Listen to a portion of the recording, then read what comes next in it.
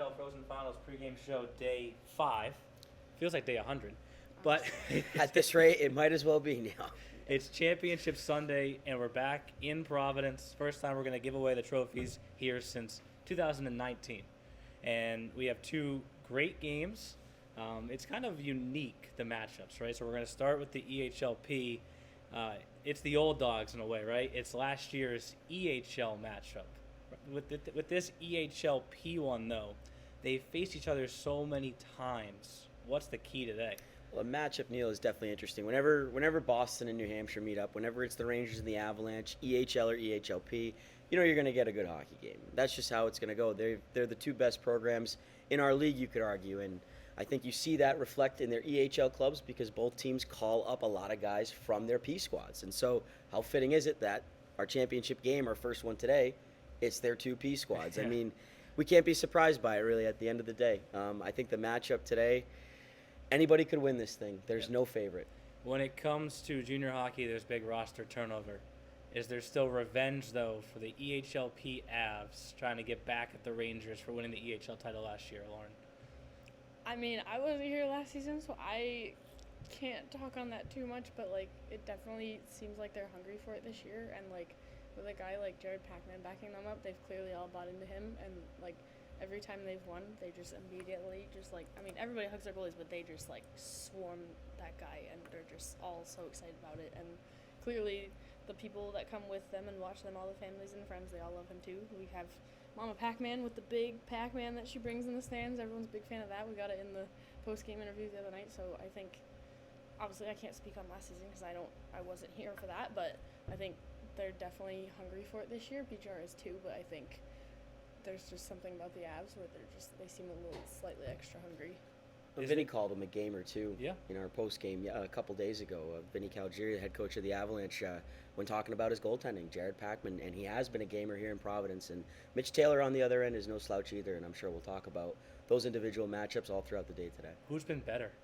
It's really hard to say. Taylor's played more, obviously, and he's undefeated still, which is also pretty remarkable. But Pac-Man's got the numbers, too, in a shorter span. I think it's going to come down to those two today, really. Plus the fact that, like you just said, like Pac-Man has less like playoff experience this year, like, and the fact that he's doing so well with what little experience he has is huge. Definitely. The fact that he can do that and just like come in with like not as much time as Taylor did, like that's exactly what you want out of your goalies. Each team got to this point in a different way. For the Avalanche, they've basically played 3 playoff games, right, while they're here in Providence. Well, the Rangers had, I don't want to call it a game off, but a game that didn't mean anything, but they still pushed in that game. Is there one route that's better than the other? No, because like I think if like had BGR not had to play that game, I think they would have been a little worse off because like obviously there wasn't anything behind that game. It wasn't to do anything or change any seeding or anything. But the fact that they still played like it was is good because then they're still in the mindset of we still have one more instead of, oh, we have a day off to just kind of rest or do whatever, as opposed to just keep on playing and acting like it does mean something even when there's not as much on the line compared to the Avs who had to fight one more time to knock a team out. And I think even with the lineup changes that Boston had yesterday, obviously resting some guys, Taylor didn't start the game.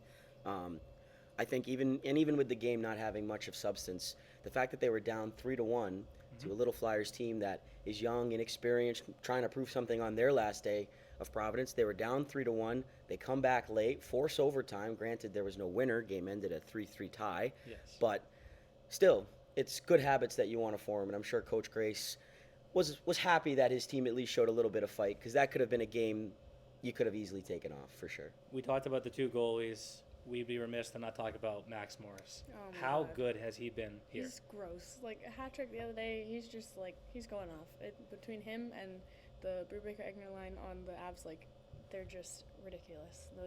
I don't know what it is about them or what they've been feeding them, but like keep going with it because the chemistry there is just like off the charts. And honestly, ridiculous.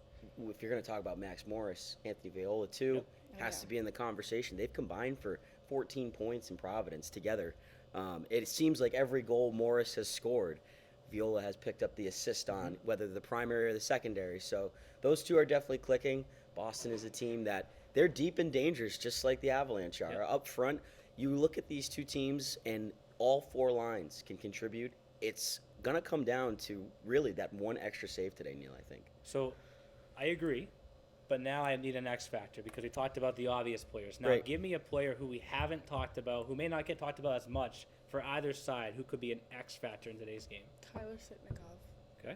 Because despite being, and this is what I told him when I pulled him for an interview the other day, despite being a forward, he was like one heck of a defenseman because he was just, that's why I pulled him the other day, because he was just all over it. I just like was watching it down in the one end when the team was just laying him on Jared Pac-Man, and he was just throwing his body everywhere, blocking shots left and right. I'm like, this kid's a forward, but like you wouldn't, like from watching just that like sequence, you wouldn't believe it because he's just blocking the shots, knowing where everything is, and he was just in it. And the fact that he's able to do that is huge because like it may not be impactful on the score sheet in terms of getting points, but it's impactful on the score sheet in terms of stopping points from the other team.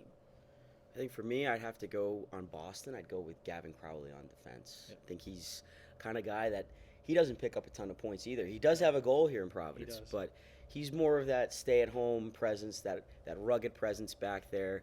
And I think you need that in the playoffs to have success. The Rangers have obviously had success all year long, and he's contributed to that blue line of theirs. Now, obviously, we highlight guys like Chris Merriman a lot, phenomenal player in his own right. But guys like Gavin Crowley, those big, hard-working defensemen, especially when you get down to the wire here like we are Championship Sunday, you need guys like that to really step up and lead the way for you defensively because, as we all know, defense wins champions. That's the EHLP game. Then we have the EHL. The difference is you can make the case that Rangers, Avs, that's kind of the old dogs, the programs that have always kind of been there, Yep. right? And almost like the expected teams in a way too, because like Right. they've been like, not that we can't have a team like that was kind of struggling all season come in, but like the fact that they're just like have basically been at the top all season. They have that is- reputation. Yes. Yeah. Absolutely. Now the new guys playing in their first EHL championship each, the 87s and Walpole, how do you shake the nerves? Well, honestly, I think the old cliche is from a coaching standpoint, you try and tell your guys that it's just another game, but Yeah. it really isn't. And so I think, though, for the Express, on the Express side of things, they're lucky to have a guy like Jack Bosher in net. It starts in goal, and he gives off that calm demeanor in net. And Jeff and I were on the call yesterday for their game, and when it looked like the Railers were about to open the scoring, he came up with a save out of nowhere. And it's stuff like that that calms you down. It makes you feel good. It allows you to settle in and play your game. And the 87s are no different. Owen Haynes has stepped up and done a remarkable job in net for them. So it starts from there, and then it works its way out. I think if both teams can come and kind of get that calmness factor sorted out, and again, it starts with the goalies, I think that's how you approach a game as big as this one. For their routes to get here, drastically different. Oh yeah, literally 87s are the wildcard team, which is interesting because like I feel like a lot of people, especially because it's the South Division, like the South Division was just ridiculous this season.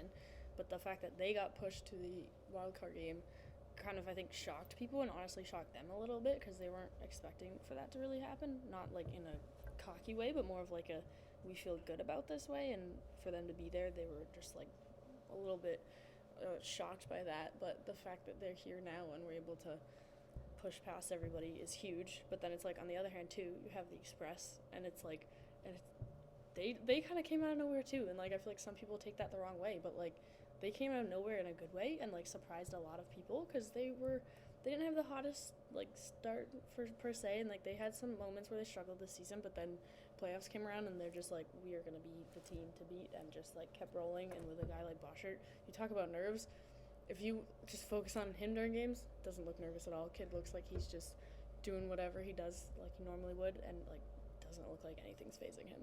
For the 87s, they had to play in that wild card game. For the Express, they're raising their hand because they've played probably more hockey than anybody else when you factor in all the overtimes.